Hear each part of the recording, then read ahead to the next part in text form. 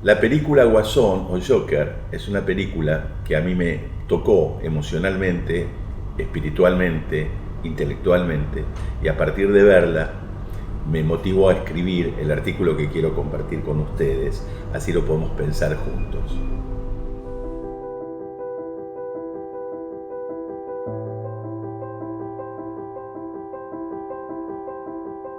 Arthur Fleck es víctima del sin lugar que ha tenido en una madre psicótica que lo exponía al abuso y golpizas de sus ocasionales partners.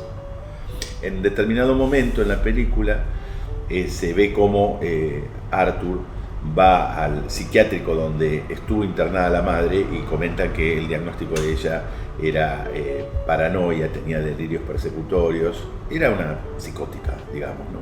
Que además lo exponía al maltrato y al abuso de los ocasionales partners de ella. Lo ataba a un radiador, quizás como el único lugar del que podía sentir algo de calor, ¿no? Esta es una reflexión mía. Este sin lugar en el deseo del otro se repetía en su historia, expuesto a los maltratos bajo las formas de golpizas, burlas y rechazos de esta sociedad cruel, indiferente, marginadora, segregadora, discriminadora de lo diferente, siendo absolutamente indiferente al dolor ajeno.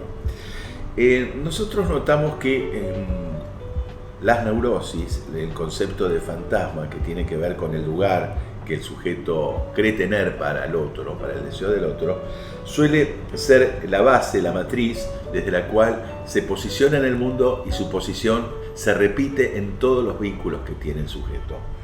Se repite en las relaciones amorosas, se repite en el lugar que tenga en el trabajo, en el lugar que tenga con los amigos, en el lugar que tenga en el estudio.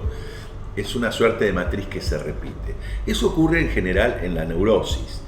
Ahora, en la psicosis ni siquiera se da la protección del fantasma, porque aquí estamos viendo que se trata de un hijo psicótico, de una madre psicótica, donde directamente no ha tenido lugar. Y ese sin lugar, justamente, es el que repite una y otra vez en todos sus vínculos laborales, afectivos, esa escena siniestra en la cual él termina golpeado y maltratado por cualquier partner de turno. Hasta que harto ya de estar harto, Arthur por fin se revela y toma venganza en mano propia, convirtiéndose en líder de los desposeídos, que se mimetizan con el Guasón, adoptando su máscara de risa sardónica, mezcla de mueca sonriente y profundo dolor. Aquí vemos la excelente actuación, porque en realidad no puede parar de reírse, digamos, ha tenido un traumatismo de cráneo, se ha golpeado y ha tenido un efecto en relación neurológico en relación a esta risa, pero también había un mandato de la madre que decía: tienes que sonreír siempre, ¿no? Como una suerte de mandato. Ahora, lo genial de esta actuación es cuando él sonríe, pero se ve en sus ojos un profundo dolor. Es increíble, ¿no? Como por un lado vemos la risa en la boca como un ritus, como un gesto, se llama a veces risa sardónica, pero en los ojos se denota un profundo sufrimiento. Eso lo ha logrado el actor con una excelencia pocas veces vista, ¿no? Entonces el problema de él es que no tenía un lugar en el otro, ningún lugar en el mundo, y logra de alguna manera, a partir de un viraje que se produce cuando él relata a un compañero del trabajo, relata que era víctima de la golpiza de una serie de muchachos cuando le roban, digamos, el cartel y lo maltratan y lo golpean. Este compañero del trabajo le regala un arma, dice que él no estaba en condiciones de usar un arma, de todas maneras la toma, la carga, se le escapa un tiro en su casa, y en determinado momento, en esa otra escena tan importante, tan interesante de el subte, a partir de la cual tres ricachones se burlan de una dama y él observa esto, la dama se baja del subte y a él le agarra un ataque de esos ataques de risa, empiezan a agredirlo, empiezan a golpearlo y finalmente él utiliza esa arma y los mata. Ahí se ve una bisagra, es un viraje que se produce en el protagonista, a partir del cual comienza a tener fuerza, a sentirse alguien, a sentirse respetado. Hay una frase clave en la película que dice: si tu vida no vale nada, por lo menos que tu muerte tenga sentido, que tu muerte valga, ¿no? Esa frase se repite mucho. Es decir, que ese padecimiento que él ha tenido siempre en relación al sin lugar en el otro, de pronto empieza a sentirse fuerte y empieza a sentir que empieza a importar para alguien. De hecho, todo el movimiento social que se produce por identificación con el Guasón, para rebelarse contra el poder establecido, es muy interesante, ¿no? Después vamos a hablar de ese aspecto en particular. Con Freud aprendimos que el humor es el mejor antídoto contra el superyo. Esto es absolutamente cierto en la neurosis.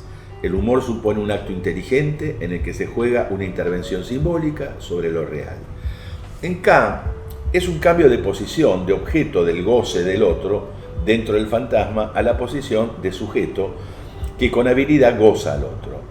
Es Chaplin parodiando a Hitler en la película El Gran Dictador, como si fuera un niño caprichoso jugando con el globo terráqueo. Somos nosotros riéndonos de algunos políticos argentinos que cambian sus posiciones por conveniencia, y citamos a Groucho Marx cuando expresó: estas son mis convicciones, pero si no le gusta, puedo tener otras. También Groucho Marx escribió en su tumba, en su lápida: disculpe si no me levanto a saludarlo, ¿no? Tenía cosas humorísticas excelentes. O, por ejemplo, que él no sería socio de un club que lo aceptara, ¿no? Estas cuestiones de reírse del mismo incluso. El psicótico está expuesto a lo real sin la mediación del fantasma. Se encuentra como objeto del goce del otro sin el recurso simbólico imaginario de la realidad. Cuando digo la realidad, me refiero a que la realidad es el fantasma, ¿no? La realidad psíquica. Por lo tanto, ante lo real traumático, al que desde niño Arthur se encuentra expuesto, cuenta solo con su risa sardónica, que no puede parar y le provoca mayor violencia y marginación.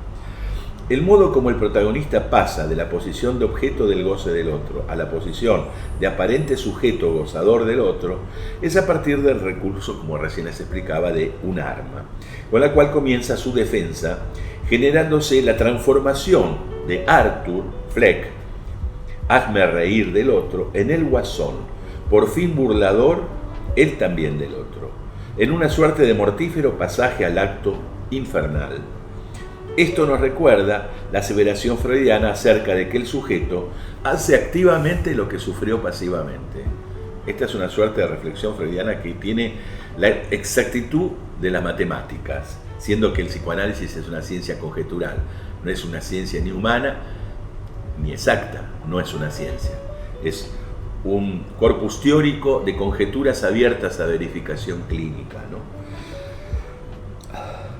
Bien. Ahora bien, si el humor es un recurso en la neurosis contra el superyo, al punto de que seguramente nuestro final de análisis tenga algo de chiste, de cómico y de humor, cuando develemos cómo en nuestro sufrimiento y repeticiones hemos sostenido banal y vanamente al otro, produciéndose por fin un efecto de liberación. En la psicosis, atrapado en lo real, ningún recurso, excepto tal vez el arte, otorgue una salida. Arthur intentaba ser un comediante y solo encontró la burla y el maltrato del otro. No encuentra una salida a su infierno de goce, como la escena final del film sugiere. No le estoy espoleando, con esto no digo nada, obviamente tienen que verla, ¿no? Una última reflexión. En este discurso capitalista, teorizado así por Lacan, es el quinto discurso que teoriza Lacan. Tenemos el discurso del amo, el discurso histérico, el discurso universitario y el discurso analítico. Y ahí le agrega un quinto discurso que lo llama discurso capitalista, que tiene absoluta vigencia con la actualidad, que forcluye la castración. No hay lugar para la castración, es decir, para los límites. Forcluye al sujeto y al amor. No solo hay que ser payaso o un loco para denunciarlo, eso es así desde la mirada del poder establecido. Es decir, aquel que denuncia, digamos, en la película una reflexión posible sería que desde el lugar del loco o desde el lugar del payaso, desde el lugar de la burla, del outsider, es aquel que está denunciando, ¿no? Es interesante pensarlo así. Y estoy pensando en aquellas personas que han tenido el coraje de denunciar el poder establecido. Me acuerdo de un concepto de Lacan que es muy duro para la psicología del héroe. Él dice: siempre el héroe avanza solo y traicionado. Basta con adquirir una posición subjetiva de separación de esa mortífera alienación. Basta con alguien que pueda preguntarse si quiere lo que desea. Basta con alguien que tenga el valor de permitirse algunos márgenes de libertad posibles. Hasta aquí llega el trabajo que escribí sobre la película. Me parece que es excelente. Yo la vi en una oportunidad en cine, ayer la vi nuevamente en la computadora, y me parece que es excelente para pensar en qué cultura estamos inmersos. Porque estaba pensando que todos los movimientos sociales de sublevación que se produjeron en el film, necesitando, digamos, un punto de identificación con alguien que producía ese pasaje al acto, en ese caso, de matar a los chicos ricos, luego matar al personaje que hace De Niro en televisión, y que, bueno, el precio es caer finalmente preso en un psiquiátrico, digamos, como delincuente. De todas maneras, eso causa todo un movimiento de sublevación social, ¿no?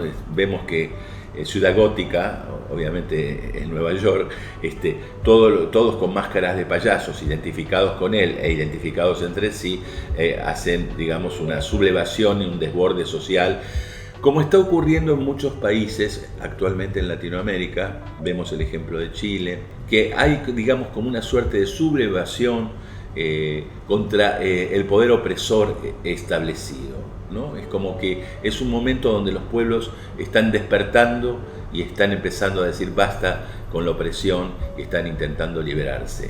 Lo que es claro es que a veces esa turbación está desenfrenada y necesitan de un líder como referente. En muchos casos ese líder aún no está, y bueno, el caldo está hecho como para que en algún momento aparezca ese referente. Este es el análisis que quería hacer de la vida tan triste y tan difícil de Arthur Fleck, y digamos el lugar que en la cultura tiene un guasón. Gracias.